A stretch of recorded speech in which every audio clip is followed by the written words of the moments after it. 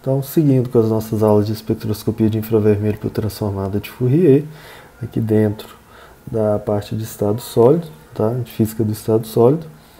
Então, relembrando, né, esse aqui é o espectro eletromagnético, a gente está tratando de uma técnica experimental que incide sobre determinados materiais, sobre materiais que a gente quer estudar, radiação com frequência nesse intervalo, que é o intervalo do infravermelho, tá bom? Então, relembrando também, nosso equipamento, né, o espectrômetro, ele utiliza, né, um interferômetro de Michelson para obter um interferograma, e a partir desse interferograma ele faz uma transformada de Fourier e obtém um espectro. Esse espectro é como uma espécie de impressão digital daquele material que a gente está estudando, tá? Então, através desse espectro, a gente pode obter informações sobre os constituintes dessa amostra. Essa é a ideia aqui da técnica FTIR. Bom, a gente vai comentar aqui agora, na verdade é relembrar, né? Vamos comentar aqui sobre um assunto que a gente já mencionou, que seria o momento de dipolo. O momento de dipolo é definido como uma carga multiplicado por esse vetor D. O que eu estou querendo dizer aqui, né, tentar fazer de uma forma mais clara, é que se eu tenho uma carga, vamos supor, mais Q aqui, e uma carga menos Q, e elas estão separadas por uma certa distância, né, estão aqui separadas por uma certa distância, eu posso escrever um vetor que parte do positivo e aponta para o negativo, que seria esse vetor D. Tá?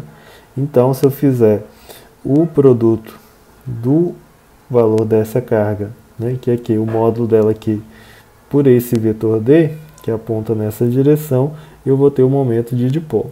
Tá? E como a gente falou, em vibrações que a gente tem alteração desse momento de dipolo, a gente pode ter interação da radiação eletromagnética com essa molécula, esse cristal que está sofrendo essas variações. Então está representado aqui do lado direito. Eu fiz o desenho na verdade eu não fiz o desenho, né? Eu coloquei uma animação mostrando dois íons, um positivo e um negativo, fazendo algo que seria uma variação desse momento de dipolo. Como as cargas em si não alteram, mas eu tenho uma alteração da distância entre elas, eu posso dizer que nessa animação à direita eu tenho uma variação desse momento de dipolo. Eu posso pensar que isso aqui, por exemplo, seria uma molécula diatômica, né, vibrando. Tá? E eu tenho aqui no meu canto inferior, nessa região, né, eu tenho a representação de uma molécula de água. A bolinha vermelha seria o oxigênio e as duas azuis os hidrogênios. Mas como o oxigênio ele é mais eletronegativo que os hidrogênios, então ele tende a atrair a nuvem eletrônica para ele, de forma que o lado superior da molécula fica mais negativo, enquanto a parte inferior fica mais positivo. Tá? Então eu tenho aqui, para a molécula de água, eu tenho um momento de dipolo. Eu estou representando aqui agora nesse slide os diferentes tipos de vibrações moleculares que eu posso ter, no caso aqui ao lado esquerdo, para a molécula de água. Tá? Então, a primeira tipo de vibração que eu tenho aqui, estou representando aqui como symmetrical stretching, né, é esse tipo de vibração em que os hidrogênios eles se aproximam e se afastam do oxigênio.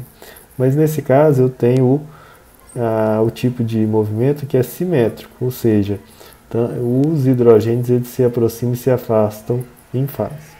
Mas eu posso ter o contrário, que seria o movimento assimétrico. Então, nesse caso, eu teria, ora, um hidrogênio se aproximando, ora, outro hidrogênio se afastando. Tá? E, por fim, eu posso ter também o movimento de bending. Né? Nesse movimento de bending, eu tenho os hidrogênios subindo e descendo, tá? Dessa maneira que eu estou representando. Tá? Então são esses os movimentos de stretching e bending. Para o caso aqui à direita, eu tenho a representação do CO2, o preto seria o carbono, o oxigênio aqui em azul, né? Nesse caso eu tenho aqui para primeiro o symmetrical stretch, que eu tenho esse movimento em linha, né? Eles estão movimentando em linha. E nesse caso, primeiro, na parte superior, eu não tenho a variação do vetor momento de dipolo, porque as cargas aqui dos oxigênios, elas estão se afastando em fase, né? De forma que eu poderia imaginar que a posição média delas, considerando esses dois átomos, ela não está modificando, tá? Mas no caso aqui abaixo, no movimento de bending dos oxigênios, aí sim, né, se os oxigênios se concentram mais abaixo, eu tenho a carga negativa mais concentrada embaixo e a positiva acima. Quando os oxigênios sobem, eu tenho o inverso. Tá? Lembrando que o oxigênio é mais eletronegativo que carbono, então ele vai atrair a nuvem eletrônica para aí. E por fim eu tenho abaixo o movimento de asymmetrical stretching, em que eu tenho o movimento fora de fase, né, dos oxigênios. Então isso também vai fazer com que ora a nuvem eletrônica esteja mais à esquerda, ora ela esteja mais à direita. Tá? Então isso também leva a variações no momento de dipolo dessa molécula. Como a gente já observou antes, né, já fizemos isso por o caso de uma molécula diatômica, e nessa videoaula eu cheguei nesse resultado aqui para a frequência de vibração, em que ela depende desse K, que é uma constante de força para esse tipo de vibração molecular, e depende também do μ, né, que está relacionado com as massas. Tá? Então, quanto maior as massas, maior eu vou ter aqui, menor vai ser a minha frequência. Tá? Então, tem esse tipo de relação para as frequências de vibração. Isso a gente já viu. Eu tenho aqui algo que é um pouco mais rico em relação ao que a gente viu, que se diz respeito ao grupo metileno, né, que tem mais opções de vibração. Então a primeira que eu mostro é o asymmetrical stretching, tá? Nesse caso aqui é em relação a carbono e hidrogênio. O segundo eu tenho o symmetrical stretching, que a gente já viu. E o terceiro eu tenho de scissoring, né? Então, que é um movimento parecido com o movimento de uma tesoura, né, de abrir e fechar, né? Como se os Hs ali fossem as pontas da tesoura.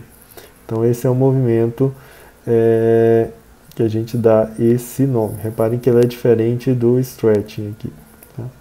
Eu tenho também o movimento de wagging, tá? Mostrando aqui. Essas modificações que eu tenho aqui, nessas ligações, elas estão representando que ora os hidrogênios estão mais próximos de mim, ora eles estão mais afastados. Mas isso é feito de forma coordenada. Eu tenho também o movimento de twisting, que parece um movimento de wagging, mas aí enquanto eu tenho um hidrogênio se aproximando, o outro se afasta, e vice-versa. Tá? E por último eu tenho esse movimento de rocking, né, que parece alguém no meio de show de rock balançando a mão. Né? Mas reparem que esse movimento é diferente de todos os outros anteriores. Então, para essa molécula aí do grupo metileno, ou essa parte de uma molécula que tem esse grupo metileno, todos esses movimentos eles podem ocorrer. Agora, para os cristais, né? Então, o que a gente falou agora diz respeito às moléculas, mas os cristais também eles podem interagir com a radiação eletromagnética. E aí isso também vai gerar vibração, mas agora de um grupo de átomos do cristal. E como vocês podem observar por essa representação, nesse GIF, né, esse movimento ele não é desordenado, ele é bem ordenado. Tá? Então, essas vibrações elas também são quantizadas, tá? A gente sabe disso, e essa quantização, esse quantum de vibração, a gente dá o nome de fônon. Tá? Em inglês é phonons, assim, né? E em português a gente fala dessa maneira. Tá? Então, os fônons são quântons de vibração em um cristal. Tá? O que a gente já viu, né, já comentou em fazendo aquele modelinho da rede cristalina diatômica, é que nós temos diferentes tipos de vibração, e se nós, naquele caso, da vibração da rede cristalina diatômica, né, nós temos átomos diferentes, então eu vou ter modificações do momento de dipolo quando esses movimentos ocorrem. Então nós chegamos fazendo esse modelinho simples, que está em uma videoaula anterior, né? Nós temos esses diferentes tipos de que a gente chama de ramos na relação de dispersão. Relação de dispersão é essa relação que eu tenho que envolve os ômegas, que são frequências ao longo do tempo, né, com os Ks, que são frequências espaciais. Né? Então, nós vimos que existem dois ramos, um que a gente chama de ramo acústico, que é esse aqui de baixo, tá? E um que nós chamamos de ramo óptico, que é esse aqui de cima. E esse desenho que eu estou fazendo, até esses extremos aqui, a gente chamou de primeira zona de Brillouin. O que a gente tem que reparar aqui é que nesse ramo, que a gente chama de ramo óptico, nós temos movimentos que podem, como vocês reparem aqui para o de cima, né, nós temos variação do momento de dipolo. Tá? Deixa eu fazer, voltar lá. Nós temos variação do momento de dipolo, porque esses átomos, que são átomos diferentes, eles estão se aproximando e se afastando. Tá? Então, nesse ramo de cima, nós temos a possibilidade da interação da radiação eletromagnética com o movimento desses átomos. Enquanto que no caso abaixo, nós temos um movimento que é coordenado de tal forma que o momento de dipolo não vai variar. Se o momento de dipolo não varia, esses conjuntos de átomos não interagem com a radiação infravermelha. Tá? Então se a gente observar aqui abaixo, nesse caso aqui desse mais abaixo, ele está todo mundo se movimentando junto. Então isso não modifica o momento de dipolo. E se a gente observar também, deixa eu voltar lá. Esse aqui, ó, nós temos os átomos se afastando e se aproximando de forma coordenada. Mesma coisa que eu mostrei lá com o CO2. Tá? Então esses tipos de vibração abaixo, eles não interagem com a radiação, por isso é chamados de fônons acústicos. Enquanto que esses quântons de vibração da parte superior, eles levam a modificação do momento de dipolo, então eles podem interagir com a radiação eletromagnética. Então é o nosso ramo óptico. Aqui, o que está sendo representado nessa animação diz respeito a vibrações moleculares dessa molécula aqui. Ó. Essa molécula, essas bolinhas pretas são carbonos, as bolinhas verdes são hidrogênios, e essa bola grande aqui, em azul, é o oxigênio. E aqui abaixo a gente tem o gráfico, que é similar ao gráfico que a gente obtém nos nossos experimentos de FTIR.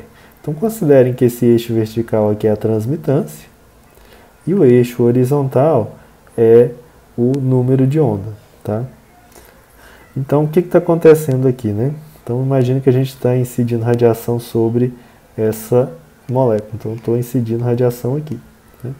Então, e eu estou fazendo uma varredura aqui para diferentes valores de número de onda. Tá? Então esse aqui está em centímetro a menos 1. Tá? Isso aqui é transmitância. Então olha só. Então eu estou incidindo aqui uma onda eletromagnética. Então o que vai acontecer? Né? Então quando eu tiver aqui com valores de número de onda próximos aqui a 4.000, que seria por aqui, né? Inicialmente toda a radiação é transmitida, então por isso que eu tenho esse ponto alto aqui. Ó, né? Mas chega um ponto em que essa radiação ela passa a interagir com essa molécula, né?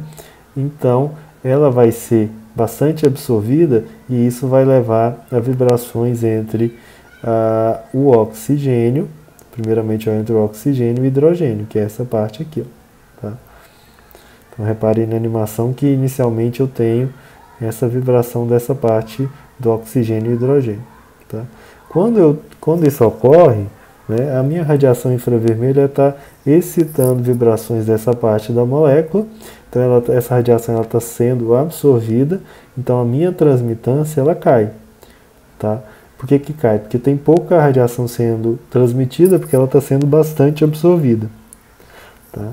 Aí em seguida, à medida que eu vou alterando o meu número de ondas dessa radiação, eu vejo que a transmissão aumenta de novo nessa região, porque não tem nenhum tipo de ligação absorvendo a minha radiação infravermelho, mas acontece um ponto em que a minha transmissão ela cai bastante, porque eu vou ter uma absorção grande devido à absorção por essas ligações aqui entre carbono e hidrogênio. Tá? Então, quando isso ocorre, eu estou cedendo energia eletromagnética para as vibrações carbono e hidrogênio. Então, se eu estou cedendo, se a amostra está absorvendo muita radiação, eu tenho pouca transmissão desses comprimentos de onda, ou desses números de onda. Tá? E isso segue, né? E eu vou observar também que chega um ponto em que eu vou aumentando meu comprimento de onda e diminuindo meu número de onda, né? Nessa região aqui, ó, em que eu passo a excitar vibrações entre carbono e oxigênio, tá? Que diz respeito à ligação que ocorre bem aqui, tá certo? Então, sempre que a gente tem esses vales, né, ou esses picos invertidos nesse nosso espectro de transmissão em função do comprimento de onda, significa que tem parte do material que está absorvendo bastante essa radiação. E com base em qual número de onda esses picos invertidos eles se manifestam, a gente consegue ter ideias sobre qual tipo de ligação química está absorvendo essa energia. Então, quando a gente observa esse espectro como um todo, a gente consegue tirar várias e várias informações a respeito dos tipos de ligação que existem na minha molécula em estudo, ou nas minhas moléculas em estudo. Tá? Então, vou mostrar aqui também, repetindo esse nosso espectro de FTIR, aqui eu tenho só uma separação, né, entre o que a gente chama de uma região que é fingerprint, né, que é a impressão digital, que é essa região que vai de 400 até 1500 números de onda, centímetro a menos 1, né, a gente chama aqui de região de impressão digital. Tá? Então ela vai estar relacionada com uma determinada característica espectroscópica de uma molécula em si, enquanto que a região mais acima de 1500 a 4000 ela vai servir para a gente identificar ligações químicas em específico. Tá? Então, por exemplo, aqui em 3400, como ele está mostrando, a gente tem vibrações relacionadas com o OH. Próximo ali a 3000, a gente tem vibrações relacionadas com o CH. Tá? E mais abaixo, a gente tem a parte identitária da nossa molécula, tá? A forma como ela se manifesta nesse espectro de transmissão. Então, muito da espectroscopia de infravermelho por transformada de Fourier é analisar gráficos como esse que eu estou mostrando. Tá? E a partir dele a gente identificar possíveis vibrações moleculares ou vibrações cristalinas que geram esse tipo de manifestação espectroscópica. Tá? Então, isso está relacionado com a massa dos constituintes, está relacionado com a força de ligação entre eles, né? E a gente tem essas regiões em específico.